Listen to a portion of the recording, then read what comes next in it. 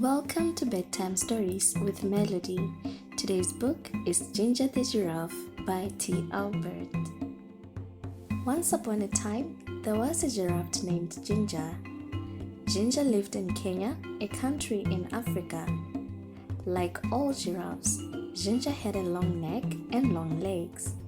Because she was so tall, she was able to eat food from the very tops of the trees in the savannah.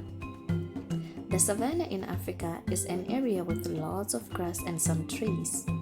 Sometimes, a savannah is called grasslands. The other animals like zebras and antelopes could not reach where Ginger could, but Ginger always found food. She loved the leaves and the new buds of the trees. One day, Ginger was busy eating her favorite leaves along with some other giraffes. It was a bright sunny day and there was not a cloud in the sky. It had not rained for a long time, so the grass was very dry. She heard a noise at the bottom of her extra long legs. It was her friend, Mickey the monkey. Mickey was trying to say something, but Ginger couldn't understand what he was saying. He looked very tired. "What's wrong?" asked Ginger. Ginger was a very kind giraffe and wanted to help everyone. Just then, Mickey fell over. Ginger was also a smart giraffe. She knew what was wrong. Mickey couldn't find anything to eat and he was very hungry.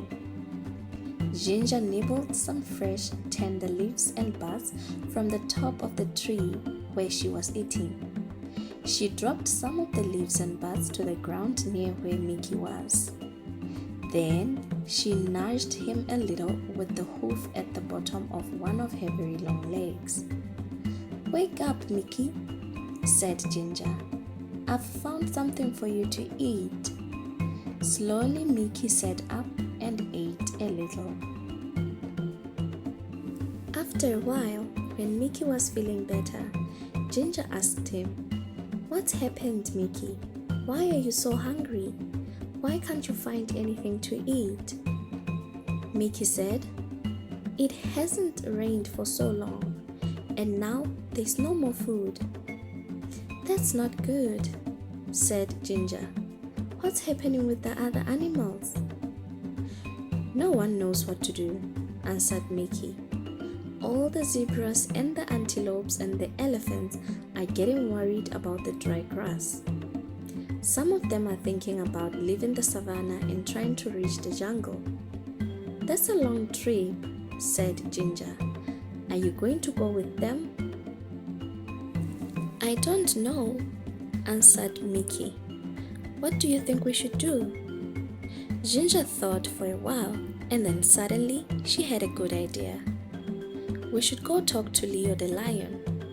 He's the smartest animal in the savannah." Mickey was too tired to walk, so Ginger invited him to ride on her back. "Hold on tight to my neck," said Ginger. "There's a lot to hold on to," joked Mickey. Ginger laughed. "You're right, I've got the longest neck in Africa."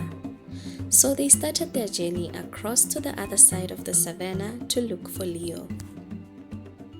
Ginger and Mickey were in luck. Leo was sitting up on the rock and he was really easy to see as they walked through the grass. "Hi, Leo!" they both shouted. Leo had been napping and was a little grumpy when they woke him up. But he was polite and said, "Hello, Ginger and Mickey. Why did you walk the whole way across the savannah just to wake me up?" But he was joking. He had a smile on his face. "Mickey says there's no food left on the savannah because it's been so dry," said Ginger. "Do you have any ideas?" Leo thought for a while. He said, "There's nothing we can do about the rain. It'll come soon, but we can't be sure when it'll arrive. When the rain comes, all the plants will grow again, and there will be lots of food for everybody." He thought a little longer. The only thing I can think of is for everyone to move closer to the forest. He continued. There will be more things to eat there, but I know it's a long trip and it will not be very easy. It might take days to get there. Ginger and Mickey looked at each other and then looked back at Leo. "Thank you, Leo," said Ginger. "It's probably best if they all try to get closer to the jungle." They said goodbye and then walked back across the savannah. Now they needed to gather all the animals together to start the long journey. Ginger didn't need to go along because she had plenty of food in her high trees. But she was a good friend and wanted to help as much as she could.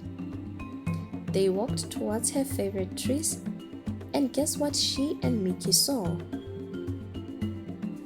All of the animals were already gathered there and waiting for Ginger and Mickey. "Why are you all here?" asked Ginger. Eddie the eagle told us you're taking us to the edge of the jungle, said one of the zebras. "How did he know?" asked Mickey. "He heard you talking with Leo," said one of the antelopes. "So you've all decided to try to walk together to the jungle?" asked Ginger. "Yes," they all answered. "If you'll help us get there," added one of the elephants. "Of course I'll help," said Ginger. "I'm your friend." So they started on their big journey across the savannah to the jungle. The sun was so hot and there was no food and no place to get a drink of water. And then they had it. It was thunder. "Thunder!" they all shouted. Thunder was very scary to the animals of the savannah. Can you guess why? Fire. Sometimes the lightning hits the dry grass and the whole savannah catches fire. Then everyone has to run. And that is exactly what happened. "Fire!" they shouted. They could smell it, and now they could see it. The fire was coming towards them. Ginger had to think fast. Because she was so tall, she could see farther than any of the other animals. She stretched her long neck up as far as she could. Now she could see a place where there was no fire. "Quick!" she said. "Everyone, run this way!" All of the animals followed her and ran as fast as they could.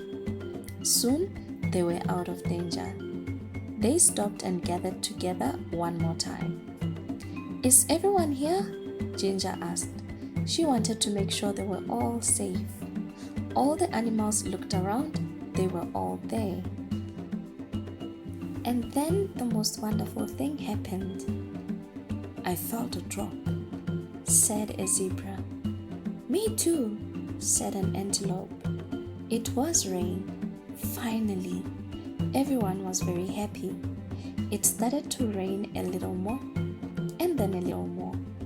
The rain put out the fire so they didn't have to run. And the rain filled their watering holes and made the plants grow again, so they didn't have to make that long trip to the edge of the jungle. Everyone would soon have enough food and water. So Ginger, the giraffe, went back to her favorite tree and continued to munch on the leaves and buds.